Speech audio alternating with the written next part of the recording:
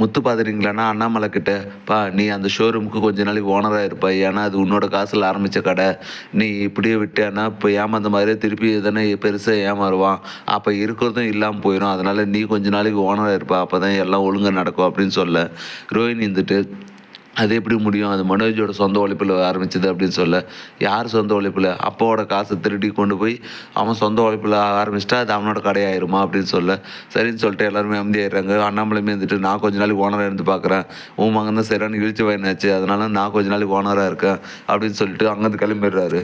இதெல்லாம் கேட்ட வித்யா பார்த்தீங்கன்னா நேராக ரோஹிணி மனோஜும் உள்ளே கூப்பிட்டு போயிட்டு, இல்லை நடக்கிறதெல்லாம் பார்த்துட்டு தானே இருக்க, இதிலேருந்து நீங்கள் தப்பிக்கணுன்னா தயவு செஞ்சு ரோஹிணி உங்கள் அம்மா கிட்ட பேசி பேலன்ஸ் இருக்கிற 27 லட்சத்தை கொடுக்க வை, எங்கள் காசு கொடுத்தா மட்டும்தான் கடை உங்கள் தான் இருக்கும், இல்லைனா இப்போது உங்கள் அப்பா இருப்பார், அப்புறம் இன்னும் கொஞ்ச நாளில் முத்து நான் என் காசும் பங்கு இருக்கக்கூடாதுன்னு சொல்லிட்டு அவன் பார்ட்னராக வந்தான்னா எல்லாருக்கும் பிச்சு பிச்சு போயிடும், அப்புறம் கடையில் வந்து உனக்கு ஒன்றுமே வராது அப்படின்னு சொல்ல, உங்கள் நல்லக்கு தான் சொல்கிறேன் ரோஹிணி, நீ உங்கள் அப்பா கிட்ட பேசி காசு வர வைக்கிற, அப்போ தான் வந்து கடை நம்மளுது வரும் அப்படின்னு சொல்ல, சரின்னு சொல்லிட்டு அத்தைன்னு சொல்லிட்டு அமைதியாக விட்டுறாங்க. அப்படி மறுநாள் காலைல பார்த்தீங்கன்னா அண்ணாமலை கூட்டு வந்து முத்து பார்த்தீங்கன்னா இவர் தான் உங்கள் ஓனரு, இனிமேல் இவர் சொல்கிறபடி தான் எல்லாம் நடக்கணும் அப்படின்னு சொல்லிட்டு போயிடுறாங்க.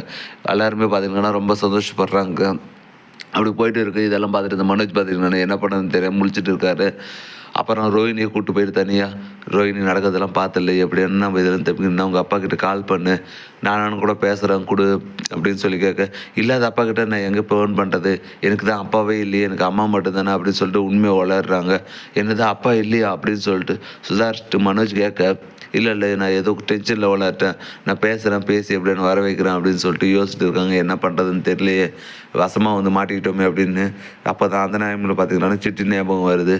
உடனே சிட்டி கால் பண்ணுறேன். சிட்டி கால் பண்ணி, சிட்டி எனக்கு ஒரு 25 லட்ச ரூபா பணம் வேணும், எப்படியானு கிடைக்குமா, வட்டிக்கு நான் மாதம் கரெக்டாக கொடுத்துட்றேன் அப்படின்னு சொல்ல, என்ன ரோஹிணி, நான் தான் எப்பவுமே உங்ககிட்ட காசு கேட்பேன், பின்ன திடீர்னு நீங்கள் தான் கேட்குறீங்க, நீங்கள் தான் இப்போ பணக்கார வீட்டு மருமகளாச்சு, என்ன திடீர்னு உங்களுக்கு காசுக்கு அவசரம் அப்படின்னு சொல்ல, அதெல்லாம் ஒன்றும் இல்லை, முத்து என்னை வசமாக மாட்டி விட்டான், அவனை எப்படியாவது இதிலேருந்து தப்பிக்க வைக்கணும், அதனால தான்.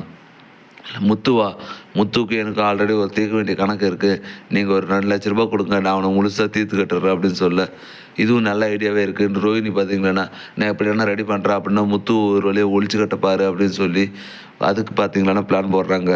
சரின்னு சொல்லிட்டு சிட்டியுமே வந்துட்டு அப்போ ரோஹிணியை வச்சு திருப்பி வந்து எங்கிட்ட மாட்ட போகிறா, அவளை வச்சு இந்த முறை இன்னும் நிறைய காசு கறந்துடணும் அப்படின்னு சொல்லிட்டு அதுக்கான முயற்சியில் ஈடுபடுறாரு. இப்படி தான் வரப்போகிற கதை வந்து போக போகுது.